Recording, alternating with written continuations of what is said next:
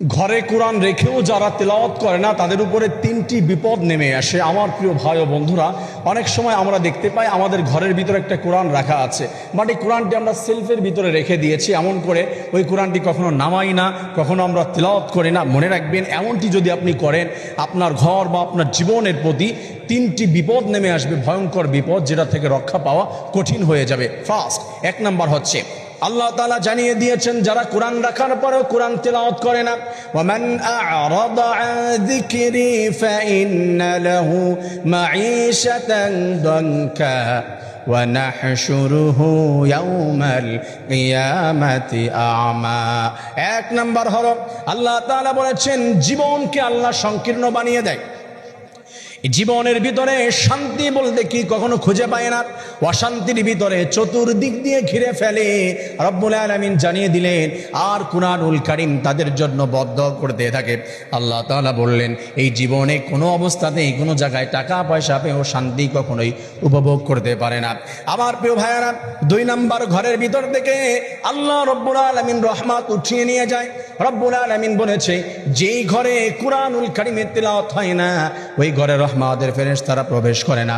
আল্লাহ তাআলা ওই ঘর থেকে রহমতকে উঠিয়ে নিয়ে যায়। ওই ঘরের প্রতি আল্লাহ রব্বুল আলামিন লানত আর গজব দিয়ে ভরপুর করে দেয়। নাউজুবিল্লাহ।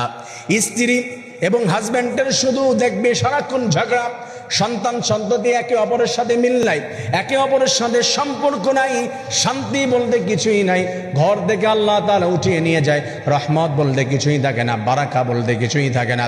এই কুরআনুল কারীমের তিলাওয়াত যদি কোনো বান্দা করে, ওই ঘরের ভিতরে আল্লাহ রব্বুল আলামিন বারাকা দিয়ে ভরপুর করে দেয়। সুবহানাল্লাহ।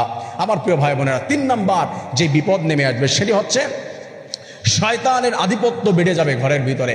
যেই ঘরে কুরআনুল কারীমের তেলাওয়াত হবে না, ওই ঘরে শয়তান, ওই ঘরে জিন, ওই ঘরে কালো জাদু, ওই ঘরে অশান্তি চতুর্দিক দিয়ে বৃষ্টির ন্যায় বর্ষিত হতে থাকবে।